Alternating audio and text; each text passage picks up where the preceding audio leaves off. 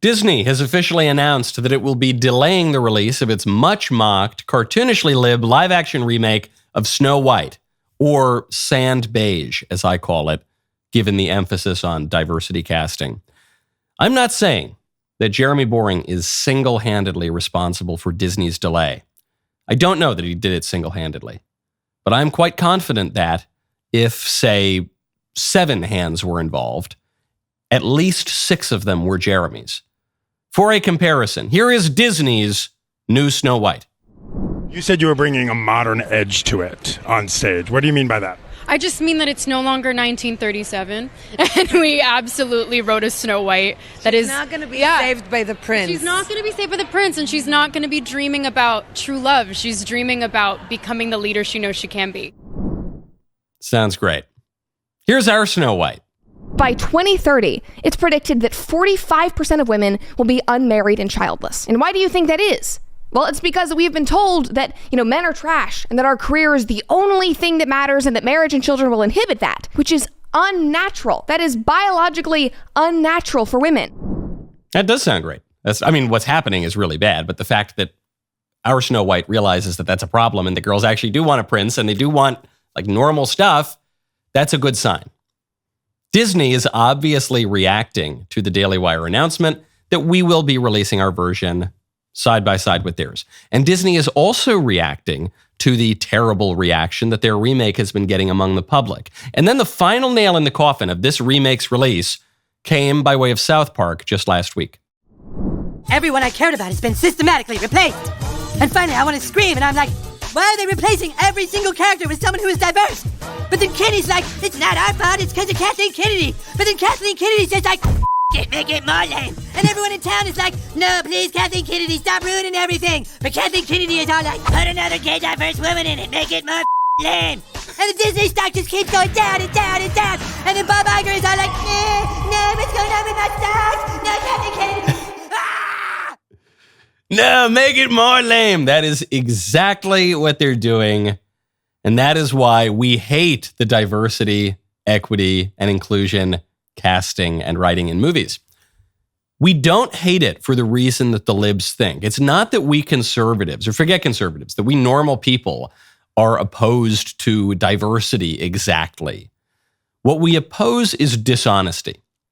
The reason that we don't like it when Hollywood replaces every white guy with indigenous black lesbian pygmies is that is not how the world really works. In the real world, not every white man is an idiot or a villain. Most white guys are actually pretty decent fellas. In the real world, not every woman or person of color or other type of self-styled aggrieved minority is perfect. Some of them, believe it or not, actually have complexity of character. In the real world, not every single romantic couple is interracial. It happens. I'm not opposed to it when it does. Some of my best friends are interracial couples. But it's rare. I looked it up. It's like 8% of marriages. In movies and TV today, it's like 80%. In the real world, most people don't consider themselves gay or in the real world, conservatives, believe it or not, are not always ignorant, stupid, malevolent hicks. Sometimes those things happen, so it's fine to depict it sometimes. But the problem with the new representation in Hollywood is that it doesn't represent reality. More often than not, it totally flips reality.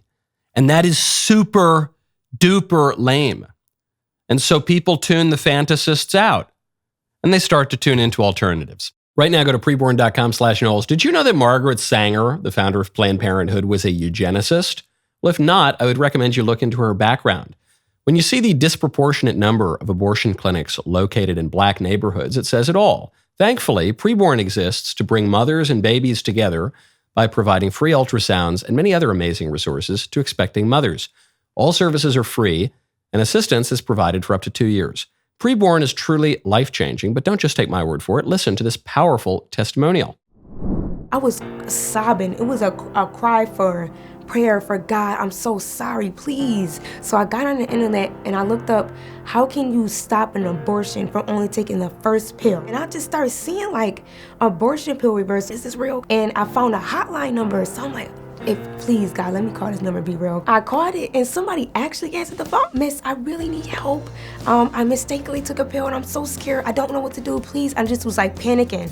They get me started immediately on progesterone and told me everything, like, it's gonna be okay. When I came here, my heart was so warm. Somebody would go as hard as if it was their children to make sure your child is gonna be alive and stay safe. So I want a lot of people to know it's possible. You can save your baby. You can reverse that abortion. Preborn needs us, the pro-life community, to stand up for the babies and mothers who need our help. One ultrasound is just $28, and $140 will help rescue 5 babies. Preborn has a 100% charity rating, so you can give with confidence. Let's join together and help mothers in crisis choose life. Just dial pound 250, say the keyword baby. That's pound 250, say baby, or visit preborn.com/Knowles, Knowles. That is preborn.com/Knowles, Knowles. There is a poll that is surprising some people, but not me, that shows that Gen Z, the Zoomers, want fewer sex scenes in movies and TV. What's wrong with these kids? They don't want to see a bunch of sex and stuff? No, they don't. You fuddy-duddy kids. You can just hear the voice of Gen X and the boomers, and maybe even the millennials now. You can hear that voice of the perpetually cool, everyone from the Woodstock generation down to my own generation. They say, man, you don't want to see sex? Man, sex is cool. You guys are square. Why? What do you mean? Why don't you want to see that? I'll tell you exactly why. So this poll finds that in a survey of 1,500 students, almost half of Zoomers aged 13 to 24 said sex is not needed for most TV shows and movies. A significant amount of people, 44%, said that romance is overused as a plot device. Why is that? Well, I'll give you a related note from that same study, and that might explain what's going on here. In 2023, more participants in the study wanted to see a white man as the hero. Now, it's different from last year. More participants in the study said they wanted to see a black man as the hero in movies and TV shows. Now they're saying they want to see a white man as the hero. Why? What's going on? Do these kids hate sex? They hate romance? They hate black people or something? No. It gets to exactly what we were talking about at the top of the show.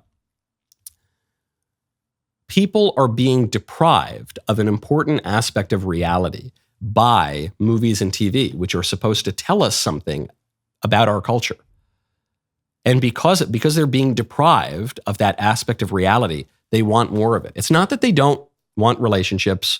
Even that term is so silly. It's so clinical. It's not that they don't want love. It's not that they don't want romance. It's not even that they don't want sex. But they're inundated with it. It's everywhere. Everything is sexualized. There's ubiquitous porn. People dress like they're auditioning for a strip club everywhere in public. And even in the elementary schools now, you've got sexual indoctrination. You have actual pornography in elementary school libraries now and being assigned by teachers. So we got that. That's taken care of.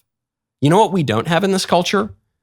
Any emphasis on friendship, any emphasis on any kind of non-sexual, non-erotic relationship. And so the Zoomers, who grew up in this stupid culture, come out and they say, yeah, we'd like to see that. How about just like friendship? What is a friend?